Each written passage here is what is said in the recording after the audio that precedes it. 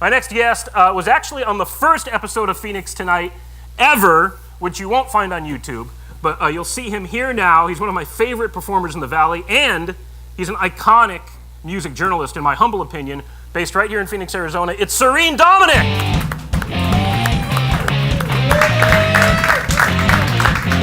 Thank you.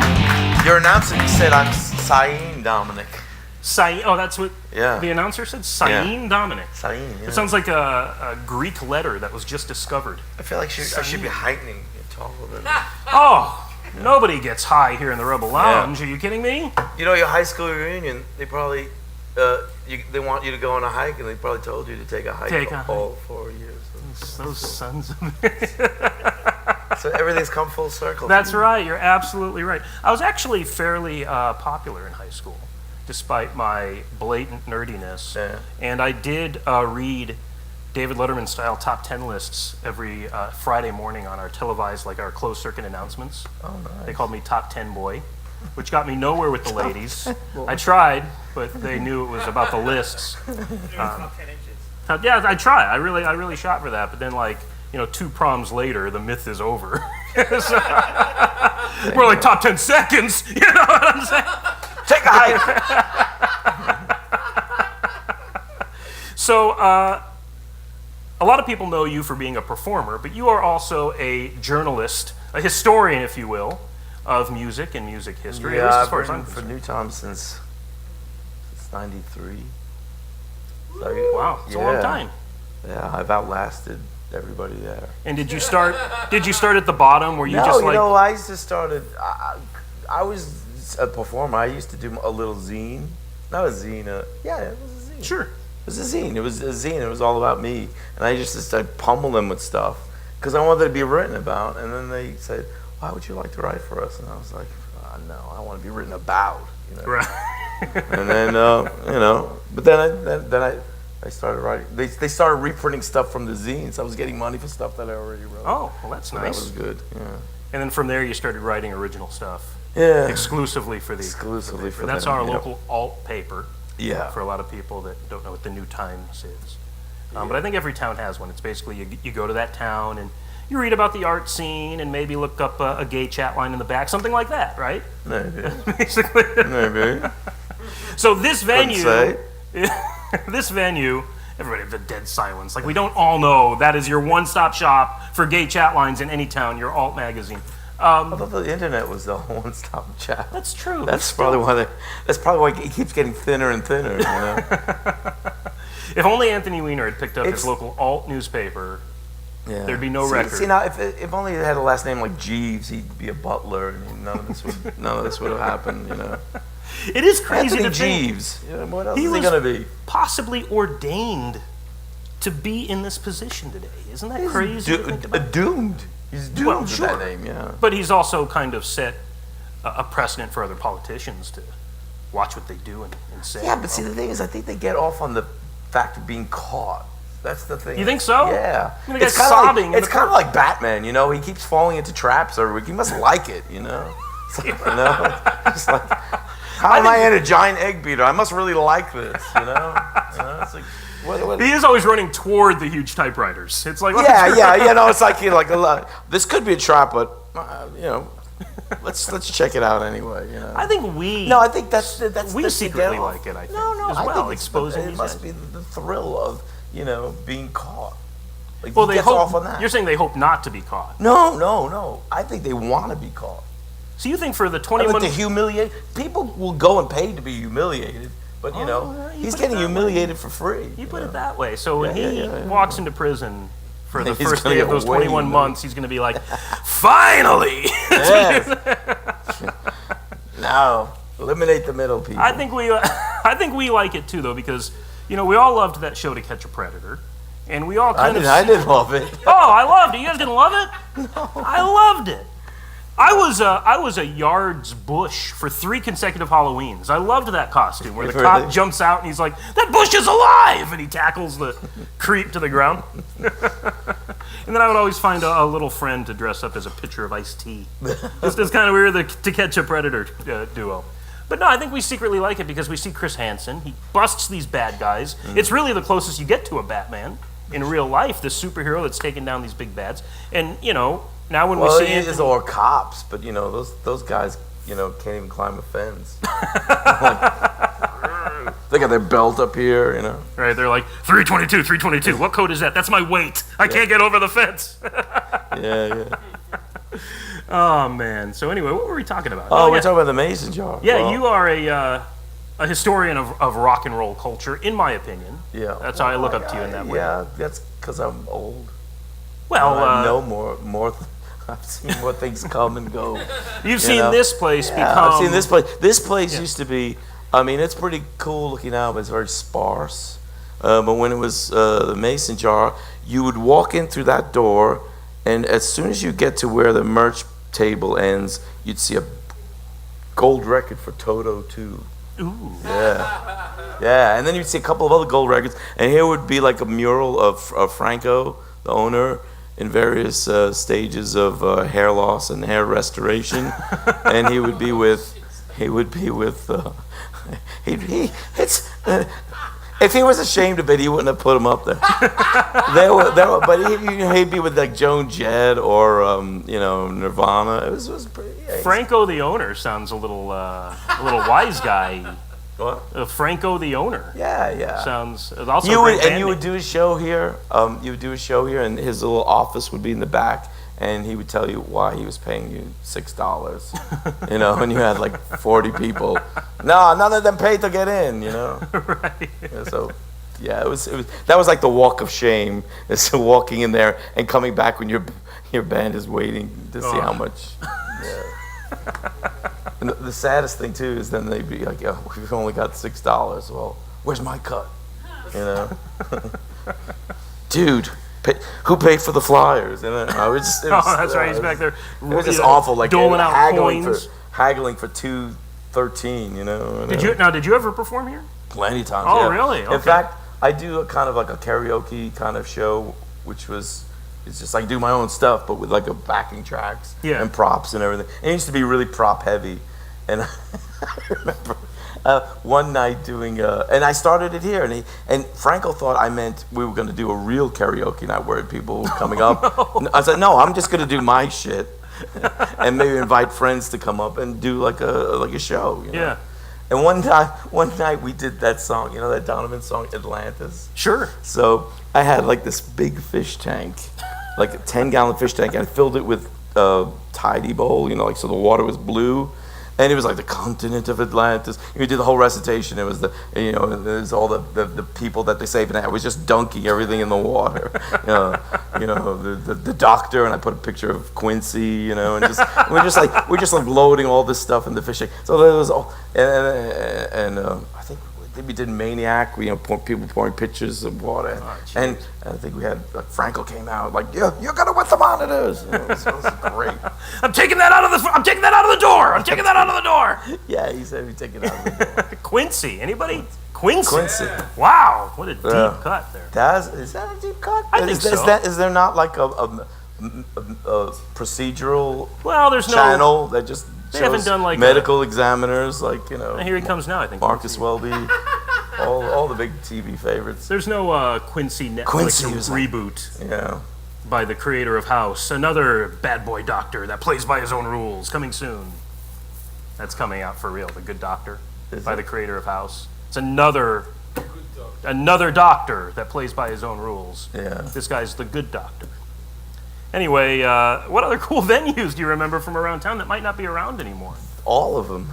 Oh, that's, you know. Is this there's cool ones that are still around. Sure. But what would one you that I liked? I liked the Emerald Lounge. That was a fun one. Oh, the Emerald Lounge. You would come out of there like smelling like you'd been in a coal mine. It was because that was when the smoking. Yeah, see, everyone was smoking all the time. Wow. Where was that? The Emerald. That was Lounge? on where the Starbucks is on 7th Ave in McDowell. Yeah. Oh, that's wow, sad. really? Yeah. That was a venue. Yeah. And then like the sidebar thing. Oh, sure. Was that there then? No. Oh, okay. No, that's all. That's all. Oh, I love playing at that. What's that place called? The Payway. Oh, I love playing. That's cool, man. The Emerald Lounge. Wow. Yeah. That was a lot of fun. What would you consider to be the golden age of rock and roll in the Valley? Because you say these, the great places aren't around. So what? Well, it was probably the '90s when you had the Gin Blossoms, and there was this big aura of like, Arizona's going to be the next Seattle, or Tempe's going to be the next Seattle, and so like everybody was going out to clubs, but those people got married and got houses, and then and then the next generation of people just went to house parties and stayed home. Oh man! So it was a lull. Yeah. But there's a lot of fun stuff now. There's stuff happening now. We're here at the Rebel Lounge, and yeah, I played last night at Lost Leaf. That place is great. Oh yeah, that place is always there's great. nothing around it anymore. it's like because they got rid of Joe Bot, and it's just It's more fitting of its name than ever. The Lost Leaf. Lost Just Leaf. one leaf Yes. in the middle of a desert. hanging. Pluck. Hanging. There's an E.E. Cummings poem to that nature. Yeah, but then it's like every other place. They kind of gentrify it, and then there's like you were just talking about Space 55. Yeah. All these places, the Firehouse, all those places are going away. And That's true. Oh, man. I didn't mean to bring up sorry. a sore Sorry. So what would you suggest to young musicians like Red Tank that we're going to see here soon as these venues Say wane? yes to everything. Say play yes to everything. Play everywhere. Yeah, no, why not? Play everywhere. Sure, no. I mean, it's a character. I was telling I was interviewing the band Dollskin? I don't. They're like Dollskin. 4 girls that are really talented. I'm doing a story on them for New Times. It'll probably be a cover story. But anyway, they went to this like School of Rock. They did like that stuff, and then now they're on the Van Warped Tour. And Oh wow. yeah, they're doing really well. But I was talking to them the other day, and we were talking about character building gigs. I did one gig one time. It was Plush, you remember, in Tucson. Oh yeah. That was a really nice Is that gone? It's called something else now, but it's still there. On 4th Ave there? Yeah. No, that place is still there. But it was like one of those things where they had like a patio, and then it used to be a lounge where you played in the lounge, and then there's a bar area, and when they moved it around, it was kind of such like the lounge was this lonely old place on the side. The bar was where all the alcohol was at, and then the patio was where all the smoking was at. Right. So it was like apartheid, for night people. So I'm doing the show, and like I did the first set, and then I was doing the second set, or was the other way around. I was doing the first set, and people weren't used to the lounge yet. Okay. So like I'm going, and there's like nobody's coming in.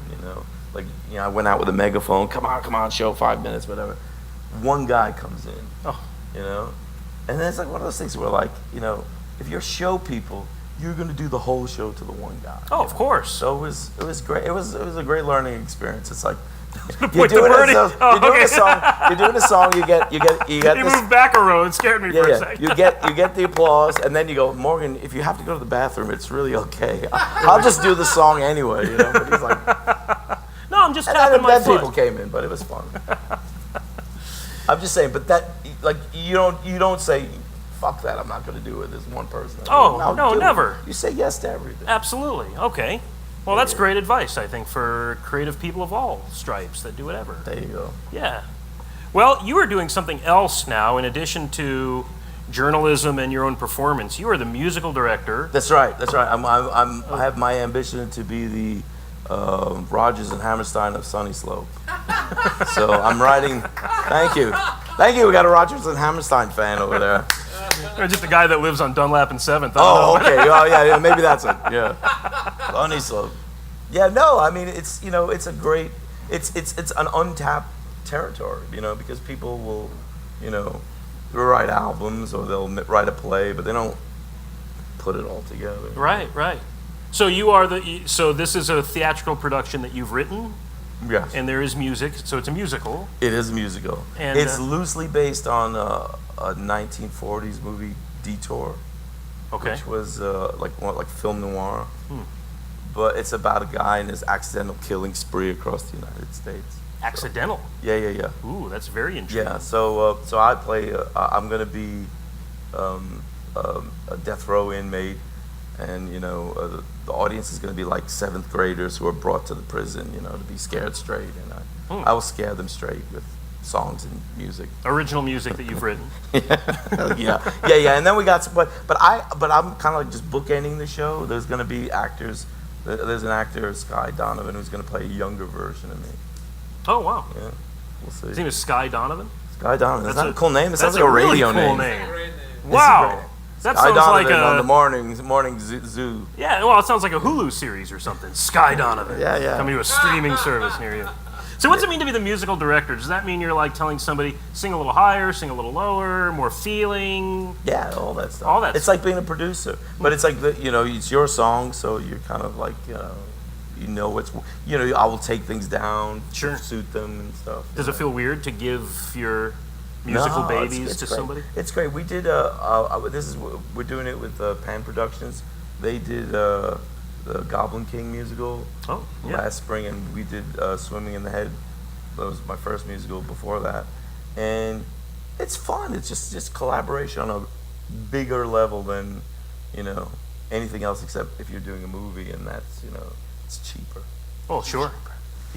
You don't have to pay union people, I guess. You got to pay some people. Now that you've said that, they're like, yeah, they don't have to pay union people. We need to get some unions involved. If you do a musical, you're going to max out your credit card. Sure. If you do a movie musical, I should say.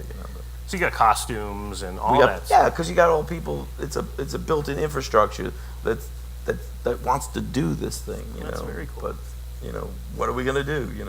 Well, you're subconsciously filling the void that you just described as far as all of these venues being gone and stuff like that. You thought, you know what, let's do something different, but it's in the same vein of musicality and creative expression, using a venue to its maximum potential or whatever. Yeah, pretty much. Like if we do it, we're going to do it at the Unexpected Gallery, and that has a big, huge... Well, I didn't see that coming. So terrible. Should have just had the drummer sitting back here for all these great zingers. Anyway, so it's Unexpected Gallery. That's right. Zingers. It's in the springtime. Hostess zingers. Oh, delicious. Yes. Oh, yeah. And it's coming in the spring. You got to be thinking about sponsors. Oh yeah. Where like there's a problem and then we solve it with a Hostess cream pie or something like that. There you go. Hostess. This is going to be on YouTube, so. If anything, now I'll just get an email from Hostess saying, please some cease and desist. Remove that video. Please don't mention our products. I don't want any affiliation with talking about. We bookended this with Anthony Wiener Zingers. That's right. The A to Z of they're almost the same shape. Yeah. Yeah, cream-filled phallic things. Okay, so folks can find your work at serenedominic.com. Yeah. They can find it. I guess. No. Onus Records. I Onus also have Records, a nonprofit record label. Onusrecords.com. Is it onusrecords.com and onusrecords.bandcamp.com. They could get the new album, which comes out. Kids like to say it drops. It's dropped. But I don't think that anyone says that anymore. Do they? Nobody says that anymore? Do they? Oh, man, that's why they've been laughing at me at Zia for the last 6 months. Hey, did that new Monkeys album drop? Anyway, right into the toilet. It's called Dark Lullabye. It'll be my version of it, and then in the spring, when we put the production on, there'll be a cast album of it. Oh, okay. So right now, there's your solo album. Yeah. And that's on Bandcamp, onusrecords.bandcamp.com. Yeah. And then there'll be the crew album. The whole cast and crew, yeah. So That's I will only be exciting. singing the songs that I sing in the show. That's awesome. Yeah. That's very cool. Oh. I really appreciate you coming back on the show. You're on the first show. Yeah, it was horrible. As the first show was horrible. It was fantastic. Well, no, it was fantastic, but my segment was horrible because I had to sing, and there was like a boom mic. It was like in the next room. That's true. And I was like, like hyperventilating, and it was hard. That was in the early days of Phoenix. That was in the Tonight. early days of live. Yes. Television in Phoenix. And this couch has never been, not even Febrezed one time since then. Is it? This is the same couch, the very one. Oh yeah, it's the same couch. It's like just oh my God. I've been looking for this. It's like my career. No, my whole career. you know what? This could be used as a flotation. You know what? I should have done this at the beginning of the interview. Oh, I was like, man, look at that. Oh man! All right, let's completely start all over. Ready? So Anthony the Weiner. mason jar is it's quite a historic place. Ooh.